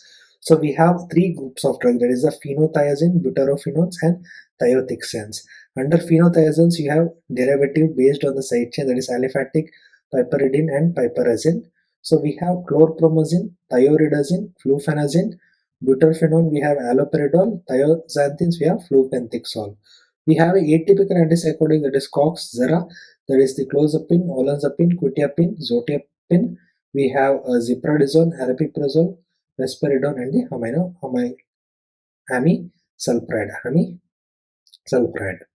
So antipsychotic, as you can see with the diagram, basically this chlorpromazine, which is a typical antipsychotics, it is mainly blocking the D2 receptor. Again, even chlorpromazine can block D2 receptor because the haloperidol, flufenazine, and thiothiazine are predominantly blocking D2 activity. So whereas clozapine will block the predominantly 5-HT2 activity. So what are the side effects which will going to arise from the antipsychotic action? As you can see here, uses the positive symptoms. Example is hallucination, delusion. They are in the mesolimbic system. This occurs in mesolimbic system because of increase in the dopamine activity. So typical antipsychotic here will going to help the patient. For negative symptoms to get relieved like emotional blunt, apathy, attention, and cognitive impairment, which occurs in the mesocortical region basically due to increase in 5-HT2A receptors, we can use atypical antipsychotics. It will going to relieve both the positive as well as the negative symptoms of schizophrenia. And also it has got anti-emetic activity except for aripiprazole. So basically it blocks the D2 activity on the CTZ and prevents nausea and vomiting in the medulla. Apart from that, what are the side effects? So what are the uses? So it can be used in case of the schizophrenia, antiemetic agent, therefore it prevents nausea and vomiting. It can be used for intractable ECOFs, refractory depression as an adjuvant agent, for tetanus, alcohol hallucinations, and the anti-anxiety to reduce the anxiety. So what are the side effects which are associated with the antipsychotics? So antipsychotic, very very main thing, since it blocks the D2 receptor, it is more prone for extrapyramidal side effects, more with first generation, less with the second generation antipsychotics. So EPS, we have acute dystonia, which is earliest to appear, akathisia, which is most common, Parkinsonism, next tardive dyskinesia is the late. So mainly because of increase in cholinergic activity. So acute dystonia is due to the increase in cholinergic activity. There is a increased movement. Akathisia, there is a irresistible desire to do a movement. So we have benzexol. Akathisia, we have propranolol. Parkinsonism, again we have benzexol. And to treat the tardive dyskinesia, so you need to use VAMT, vesicular monoamine inhibitors like valabenazine and deutetrabenazine. So apart from EPS, we have side effects related to anticholinergic, like there's a blurring of vision, urinary retention, constipation, dryness of the mouth. Exception is the clozapine, which causes hypersalivation. It is also called as, it causes wet pillow syndrome. Wet pillow syndrome, which is seen with the clozapine due to hypersalivation. So apart from that, it also blocks the alpha activity. So because of that, it can be prone for orthostatic hypotension and there can be lightheadedness. Since it blocks H1 activity, it causes sedation. D2 blocker in the pituitary, it causes increase in prolactin release. This is responsible for galactorrhea and gynecomastia in case of the male and females. There can be sexual dysfunction. So these are the general side effects of the antipsychotics, especially more towards the typical antipsychotic, where EPS will be more, anticholinergic activity will be more, H1 blocking activity, alpha 1 blocking activity, D2 blocking activity will be more. Whereas the atypical antipsychotics, EPS will be less, it will be more prone for agranulocytosis, especially the clozapine.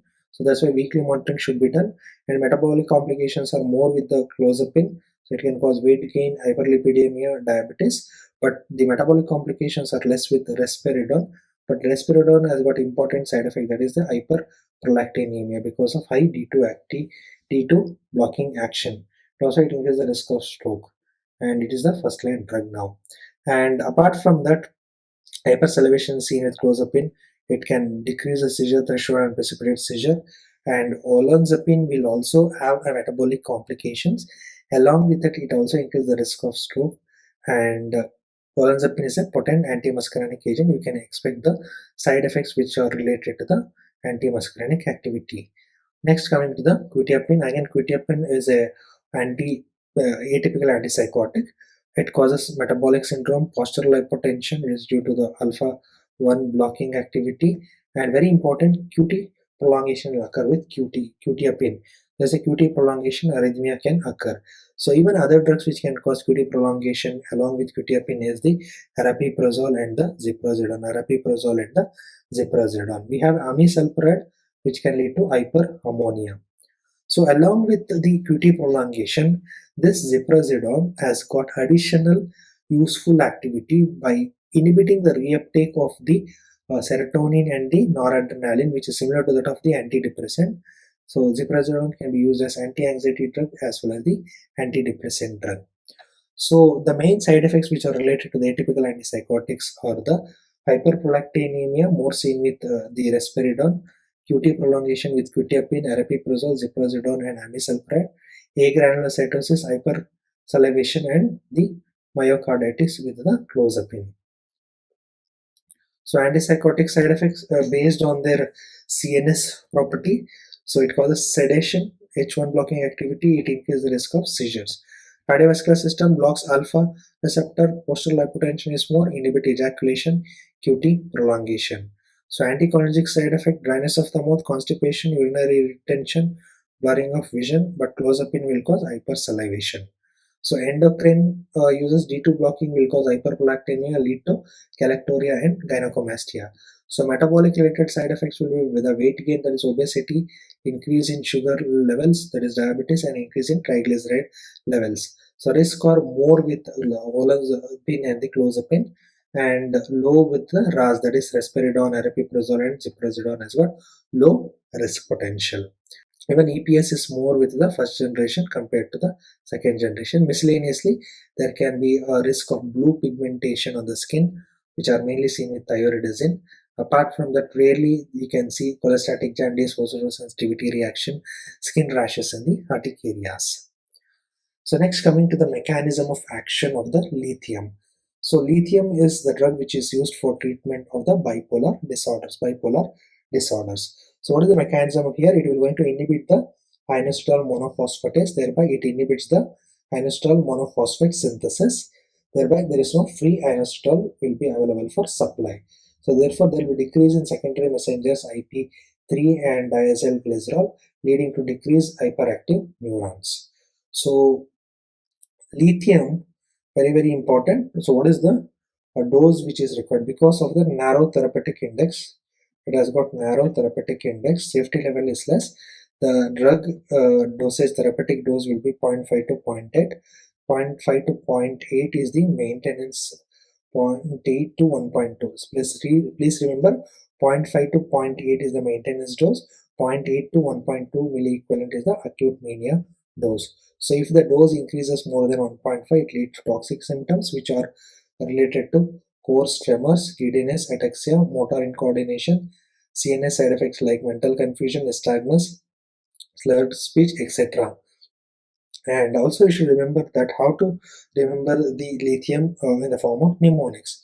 So there is an increase in the leukocyte count. This is the side effect. Tremors can occur is the most common side effect. It can lead to fetal hypothyroidism or congenital hypothyroidism, increased in urine secretion, at least causes diuretic activity, nephrogenic diabetes insipidus, where amyloid is a drug of choice for the lithium-induced diabetes insipidus.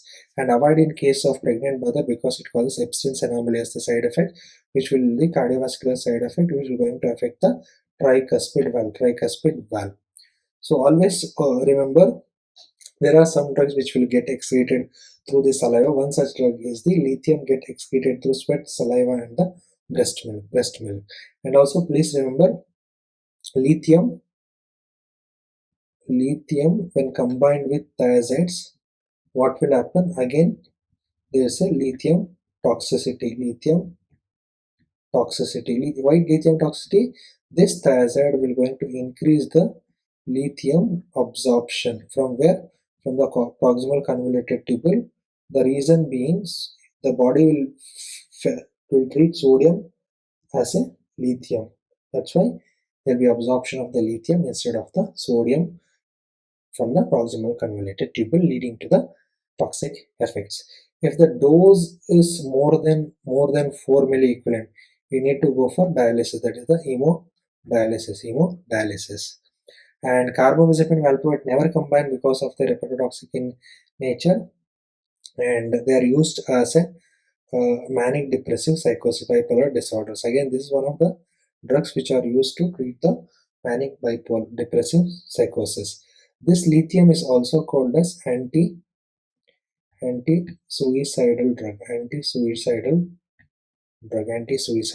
drug. So Epstein anomaly. So overdose, that is more than 4 milliequivalent, you go for dialysis. So lithium can cause Epstein anomaly, especially heart is affected, that is tricuspid atresia. It can cause floppy infant syndrome. When taken by mother, it can cause fetal goiter, that is congenital hypothyroidism.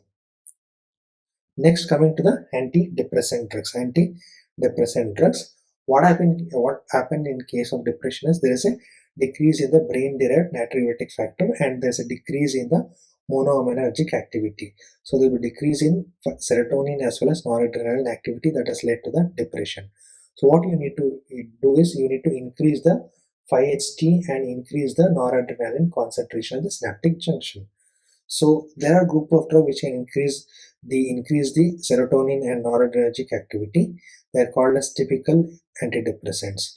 Under typical, we have drug which are blocking MAHO inhibitor and those drugs which are inhibiting reuptake inhibitor.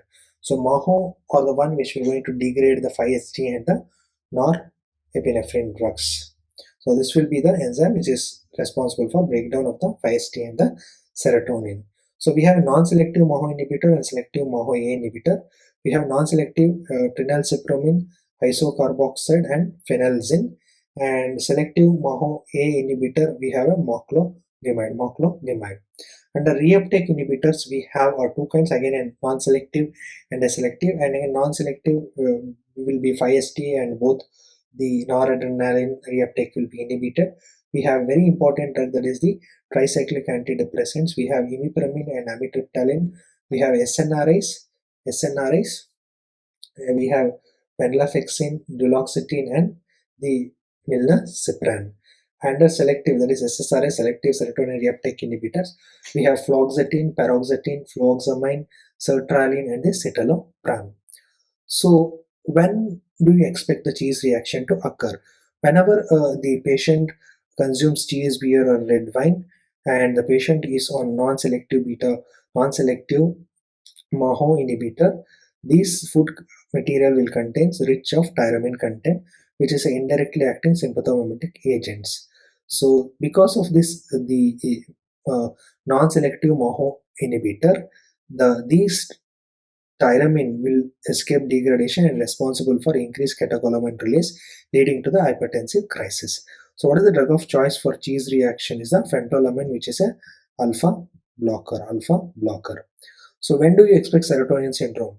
So serotonin syndrome will occur if you give a selective serotonin reuptake inhibitor just after discontinuation of the MAHO inhibitor. It can cause serotonin syndrome. So to avoid this phenomenon, always start SSRI at least 14 days after the MAHO inhibitor discontinuation. Is that clear? Okay. Next, coming to this is again a diagrammatic representation of showing the reuptake inhibitor. So SNRI TCA will inhibit the norepinephrine reuptake as well as the serotonin reuptake. So TCA SNRI plus SSRI will block the uptake of serotonin as well as block the uptake of the noradrenaline. And MAHO inhibitor will inhibit the breakdown of noradrenaline and the serotonin. We have miancirine and the mirtazapine will going to inhibit the alpha 2 activity, thereby it will going to increase the activity of noradrenaline release. We have a 5-HT receptor, that is the trazodone and the nefazodone.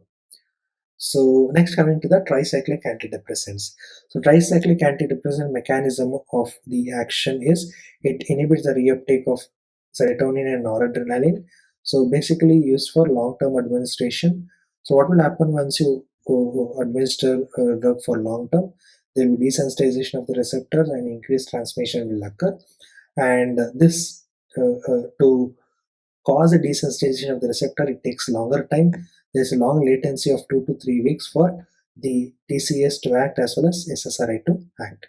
So what are the side effects of the TCA? So we have a sedation due to H1 blocking activity, lower seizure threshold, weight gain is very important classical of TCA, powerful anticholinergic agent, weak alpha 2 antagonist, and cardiac arrhythmias. So safety margin of the TCA is very low. What to give in case of tricyclic antidepressant overdose?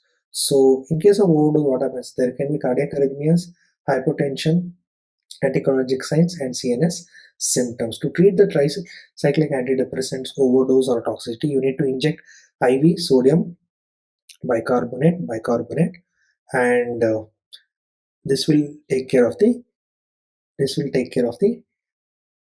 TCA cardiotoxicity. And lignocaine is a drug of choice for TCA induce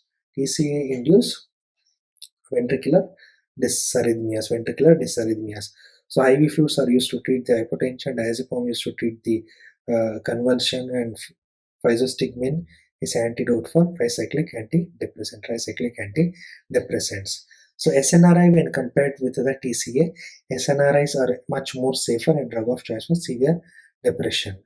So what are the other first line drugs uses which are available for SSRI? So selective serotonin reuptake inhibitors can be used as a first choice of drug. The treatment of depression, phobia, obsessive compulsive disorder, post-traumatic stress disorder, bulimia, premenstrual tension syndrome, and panic attacks. So what is the advantage to use SSRI as a first line drug? There is no anticholinergic effect, no sedation, no weight gain, no seizure threshold decrease, no arrhythmia. So these are the advantages which makes SSRI as the first choice drugs. So what will be the side effects of SSRIs? It can cause nausea, vomiting, anxiety, diarrhea, and CNS headache, insomnia. And also it inhibits the ejaculation and it causes anorgasmia, and co-administration with the MOHO inhibitor lead to serotonin syndrome. So in general, antidepressants uses, or they are used for treating depression, aneurysms, that is bedwetting. Imipenem is used, but drug of choice will be the desmopressin, which is a vasopressin analog. P stands for phobia, R stands for recurrent panic attack, eating disorder, smoking cessation, bupropion, stress disorder, impulse disorder, obsessive compulsive disorder, and then neuropathic pain.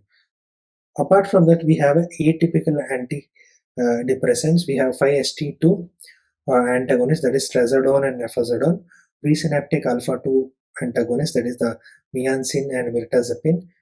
Those drugs which increase the presynaptic release of the catecholamines, we have bupropion, basically used for cessation of smoking with varenicline and nicotinic patches.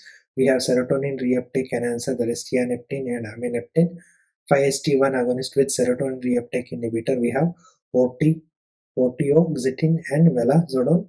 We have selective noradrenaline reuptake inhibitor, that is atomoxetine. We have NMDA antagonist, that is esketamine. So next, coming to the morphine. Morphine is opioid analgesic. Under this, you need to remember the uses, contraindication, and the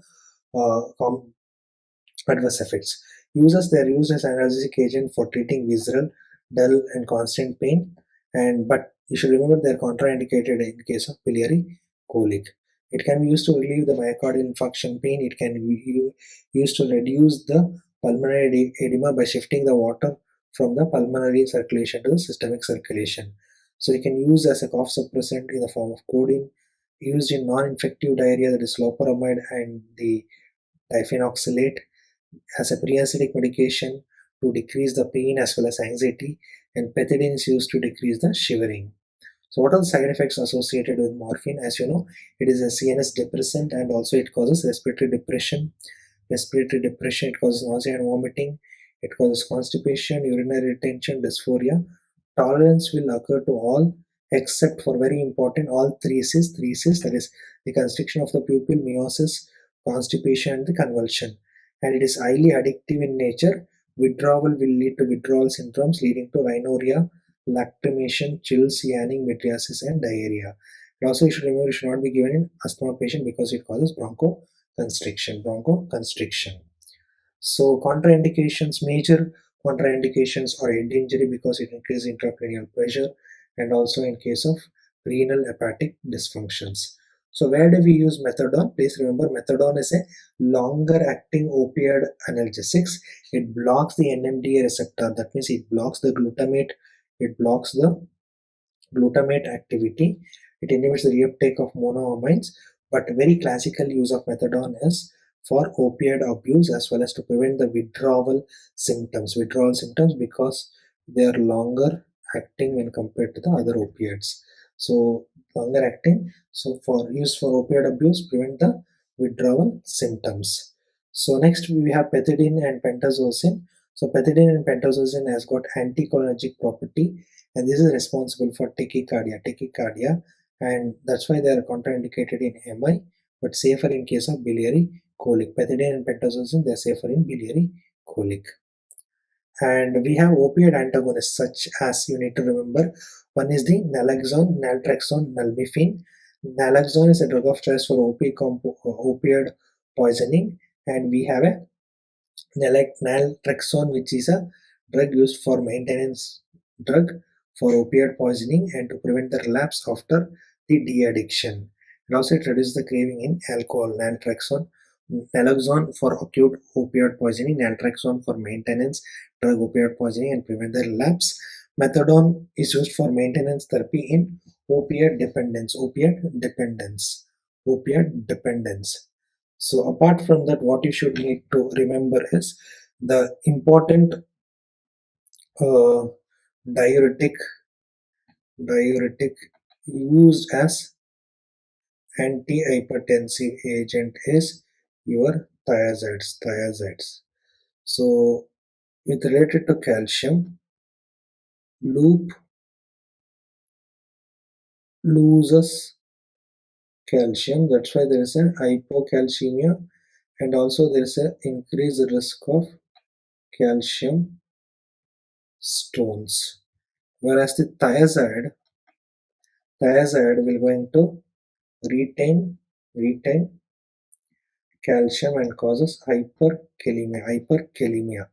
So apart from that, you have a potassium sparing potassium sparing diuretics. Under that, you need to remember SEAT, SEAT. So SEAT stands for the spironolactone. Next we have eplerenone. Next we have amyloride. Next we have triamtrin. But this has got high affinity towards testosterone receptor or androgenic receptor. This is responsible for gynecomastia. So eplerenone is devoid of gynecomastia because it has got less affinity towards the uh, androgenic receptors. Amisulpride, as you know, it is a drug of choice for lithium-induced diabetes insipidus, and also spironolactone is the one which will going to increase the disease survival rate by decreasing the cardiac remodeling in case of congestive heart failure patient. Apart from that, what you need to remember, mannitol is used as a osmotic agent. We have carbonic anhydrase inhibitor like acetazolamide, and mannitol is a osmotic diuretics. We have anti-diuretic agents. So we have the V2 receptor mediated action, V1 mediated. V2 receptor is the diabetes insipidus, and diabetes insipidus we have central and the nephron or renal related nephrogenic. Central diabetes insipidus drug of choice is the desmopressin, and neurogenic or the renal you have a thiazide. Thiazide can be used for both central as well as the renal. So V1 related, it can be used for esophageal varices. Apart from that, is also used for bedwetting, etc. Apart from that, you have a drug which can block the antidiuretic action. We have drugs like conivepton, mozavepton, etc. Basically, they are used to treat the hyponatremia in CHF. They are the anti-diuretic. They are the vasopressin receptor antagonist. Vasopressin receptor antagonist. Conivaptan, mozavaptan, etc. So apart from this, what you should remember is the what are the uh, drugs which can cause ototoxicity. Ototoxicity with respect to the diuretics. So it is usually the furosemide loop diuretics. Loop diuretics will be used for the treatment of the anasarca because of their quick and brisk action. So these are some of the very important drugs that can be asked in your exams that you should remember. So what is the drug of choice for OP compound poisoning? So one is the drug of choice will be your atropine, and next you have a enzyme reactivator that is pyrrolide oxime, etc. So you can again the atropine will be the drug of choice in case of carbamate poisoning, but not useful. Oximes are not useful because in case of OP compound there is two sites. One is the ester site and anionic site. This ester site will be combined with the OP compound and this will be vacant, and to this vacant the oximes will come and attach. But whereas in case of the carbamate, both the site will be occupied by the carbamate. There is no vacant thing which is available. So these are some of the questions which are very important from the general pharmacology, autonomic nervous system, ANS, PNS, local anesthetics and general anesthesia, CNS, diuretics, etc. So these are the things you should remember.